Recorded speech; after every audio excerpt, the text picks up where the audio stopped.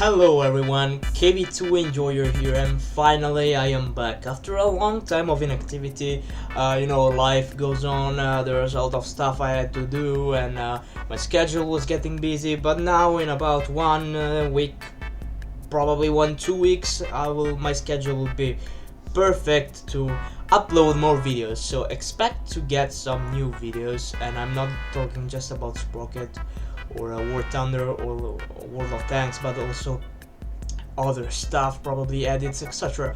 But I really want to continue uploading, because I know a lot of you guys have been waiting for quite a long time now. So I'm trying to prepare myself to have some ideas to make for new videos. But today we are starting this new, let's say, season of uploading of videos with the YT9.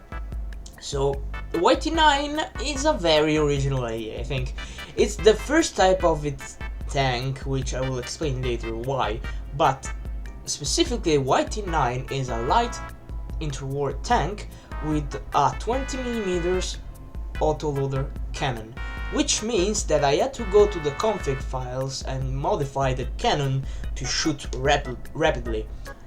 And the final result is amazing, I think. Of course, the main issue with the cannon is, since it's a 20mm cannon, it does not have a lot of penetration, so it's not very efficient with the heavy tanks. However, if there's a swarm of these tanks attacking the enemy from all sides, there's a chance that this tank can be effective. In fact, for its period of time, I think it's not directly effective against heavier tanks, but with light tanks or tank destroyers like the one I built last time, this tank can be effective.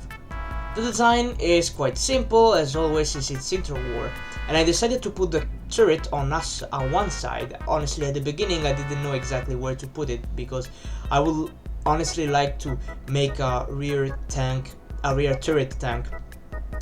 But for this tank specifically, I wanted to make something less ambitious, let's say, even because of the gun depression needs to be effective. And if I place the turret at the back, it kinda, but I think the turret was nice, a bit. Like, it's not symmetrical, which it's something I really like, specifically for this period of time. The cannon is quite original. I took a Panzer II mantlet and I modified it to fit in the turret, and it looked original. That didn't look, of course, it's not a custom mantlet. I can do that, but I would prefer to do that for later tanks, mostly modern tanks, because it requires more space to make a custom mantlet, and for a small one there's not really a lot of space, and because for bugs, etc. But I know that there's an update coming soon, which is the interior update, which I really want to see what the developer has to bring to us, because I'm sure that it will be amazing. The fact that you can modify the interior with the crew, the engine, even the mantlet system is completely modified, is brand new, which means that if I want to use or modify my oldest tanks, I had to completely change them, which kinda sucks. But maybe there's a way that the developer can change that. Anyways, I was almost done with this tank. There is not a lot that I have to say about it. The only issue now, I have to cut the part where I'm going to the config files, of course, because it's not really that interesting to see. But if you want, one day I can make a video tutorial of how you can do that. Speaking of the tank, the reload speed was a bit slower than what I wanted, but it's fine. It's totally fine for me. I think it was perfect, because if I try to so this is how it works. If you want to make another loader, you have to go to the config file and adjust the space allocation of the loader. For example, it's always on 1 because there's one loader, but if you change the space allocation, I think I changed it to 4. It basically means that there are 4 loaders at the place of 1, which you see what might be the problem. I cannot put an infinite amount of loaders because they do not fit in the tank. So that's the maximum, let's say, maximum amount of changes I can do. But I'm still quite impressed with the final result of the cannon. I think that the cannon might be a bit simple. I mean, the design. I feel like a muzzle brake could work, but I'm not sure. You let me know.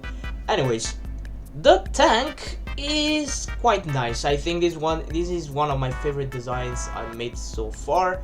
Mostly it's the turret. I think the turret, because the chassis is very simple. It's similar to other tanks I made, but the turret, I think that the turret looks very, very nice. And I also improved, let's say, in designing mostly the rivets to change shape of the rivets and dimension, which helps to define some details. For example, if you want to make the tank look modern, it's better to use smaller rivets. But it depends by what you are trying to do, and in fact that's what I did. I modified the rivets everywhere basically to have a different, not shape, but dimension, so height and also length. And the final result is amazing, I think. And in fact, I think that this tank might be the inspiration for the next tank I will make, which is the YT10. And if I think about it now, we are almost done making the tanks for this period of time, which is perfect, because it has been a long time since we started this series, let's say, and I really want to get into late war, because late war there are some amazing designs I have in mind. Anyways, this is everything for the video. It's mostly about news, about what is happening now, so I really hope that you understand and that you forgive me for this my absence, but I will be back, that's sure, that's certain. And at the end of this video, I just want to tell you thank you for watching. I hope you enjoyed, and that's everything for now. See you in the next video. KV2 Enjoy, you're out. Bye.